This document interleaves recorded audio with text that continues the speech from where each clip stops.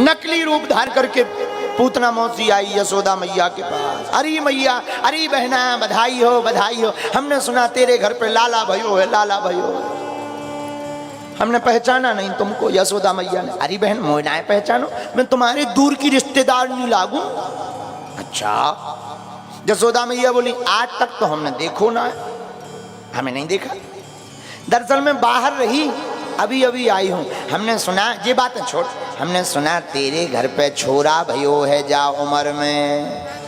हाँ, भगवान की बड़ी कृपा है बहन, मैं बधाई देने आई हूं, जरा मुंह तो दिखा दे। यशोदा मैया बोली, बहन अभी अभी हमने लाला को पलना में पोड़ाओ है, परेशान मत करना, दूर ही तो देख के चली जा। यशोदा मैया के ऊपर माया फेरी। आहा, यशोदा मैया तो काम में फंस गई। पूतना मौसी भगवान के पलना के पास आई। तो भगवान पहले तो जाग रहे थे, पर पूतना मौसी को आता देखा तो भगवान ने अपने नेत्र बंद कर लिए। और मानो भगवान हम लोगों को शिक्षा देना चाहते हो कि कभी भी तुम्हारी जिंदगी में मूर्ख आदमी से पाला पड़ जाए तो नजर मिलानी नहीं चाहिए। हाँ, बात करने की जरूरत ही नहीं।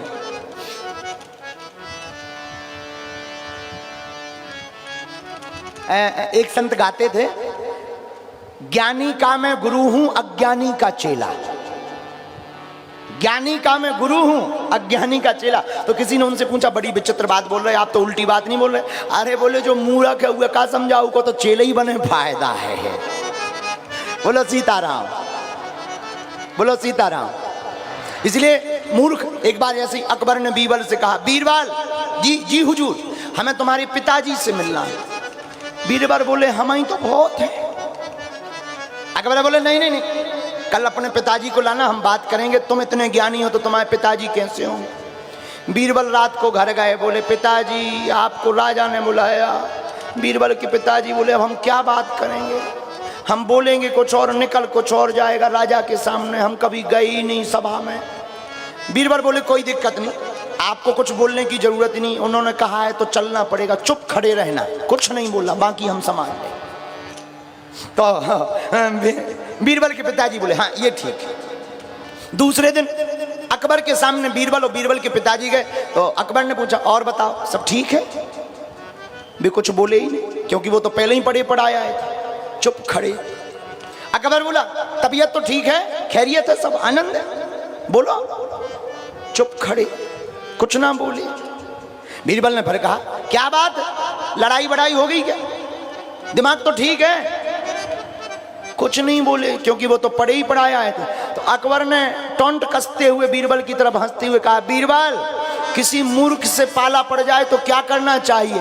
बीरबल बोले, हुजूर जो हमारे पिताजी कर रहे हैं। किसी मूर्ख से पाला पड़ जाए तो बीरबल बोले, हुजूर जो हमारे पिताजी कर रहे हैं वही करना चाहिए। इसलिए वो संत कहते हैं कि ज्ञानी का मैं गुरु हूँ, अज्ञानी का चेला। यही भगवान कृष्ण कर रहे हैं कि अविद्या रूपी पूतना जब रूप नकली धारण करके आती है तो देखने वाले कन्हैया भी अपनी आंखें बंद कर लेते हैं।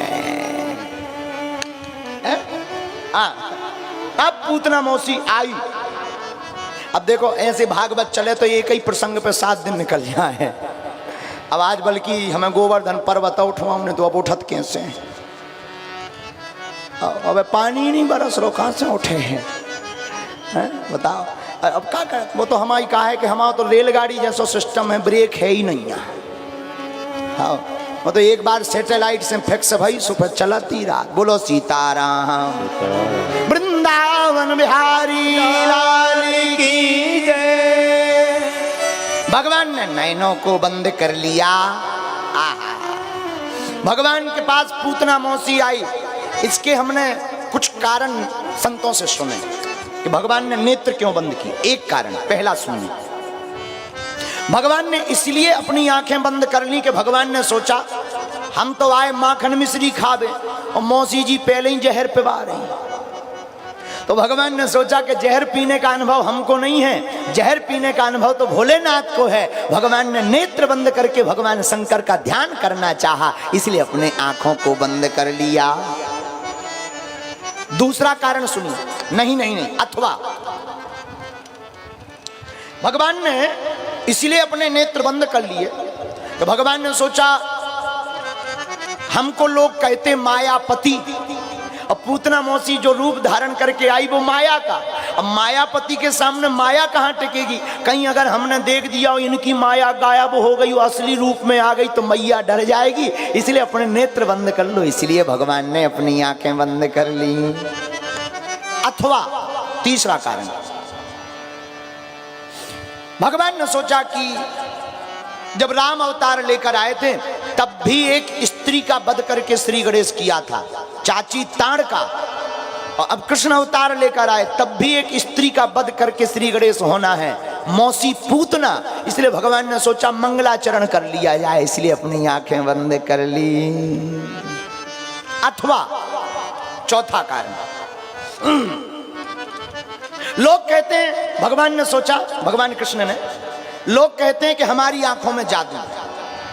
वो तिवारी जी गीत गाते ना, जादू भरी तेरी आंखें जिधर गई, जादू भरी तेरी आंखें, नैनों की कटारी बारी बारी छुई छतियन से उतर गई, नैनों की कटारी बारी बारी बारी छुई छतियन से उतर गई। हाँ, जादू भरी तेरी आंखें जिधर गई, जादू भरी तेरी आंखें। तो भगवान ने सोचा लोग कहते हमारी आंखों में जादू, और कहीं ऐसा ना हो पूतना मौसी हमें मारने आई और हमारी आंखों में भर नजर देख ले तो आई तो है मारने, कहीं प्यार ना कर बैठे और मारना छोड़ दे और राक्षसनी जिंदा बच जाए, क्योंकि फिर प्रेम करने वालों को हम मारते नहीं, उनको तो तारते हैं। इसलिए भगवान ने आंखें बंद कर ली। एक ये कारण हमारा मानना है। एक और अथवा पांचवा कारण भी हो सकता है। पांचवा कारण, भगवान ने अपने नेत्र इसलिए भी बंद कर लिए कि पूतना मौसी शिशुओं को मारने आई, 9 जन्मत शिशुओं को मारने के लिए पूतना मौसी आई है। लेकिन ये पूतना है कौन? पूर्व जन्म में राजा बलि की बहन है, रत्नमाला। और जब भगवान वामन का रूप धारण करके आए थे तो बलि की बहन ने प्रार्थना की थी कि वाह कितना सुंदर बालक है, काश इतना सुंदर बालक हमारा होता तो हम अपने स्तनों से दूध पिलाते। लेकिन जब राजा बलि से सब कुछ मांग लिया, विराट दर्शन करा दिए, तो फिर इतनी गुस्सा चढ़ी पूतना को कि अगर ऐसा बालक हमारा होता तो हम मार और डालते जहर पिला करके। तो भगवान ने सोचा कहीं ऐसा ना हो कि हमें पहचान जाए कि ये वही वामन है, इतने ही वो सुंदर हैं, तो मारना भूल जाए और पिछली बार जो गलती की जिससे उसे राक्षसी बननी पड़ा और कहीं वो चरणों को ना पकड़ ले, तो शरण आए हम विभीषण को नहीं त्याग पाए तो पूतना मौसी को क्या त्यागेंगे। इसलिए भगवान ने अपने नेत्र बंद कर लिए ताकि ये पहचान ना पावे। दोनों भाव पूरे हो जाए। तो स्तनपान करा करके माँ का भाव पूरा किया और जहर स्तनों में पिला करके वह जो मारने का भाव है भगवान ने वो भी पूरा किया। यही भगवान का स्वभाव है। इसलिए भगवान ने अपनी आंखों को बंद कर लिया।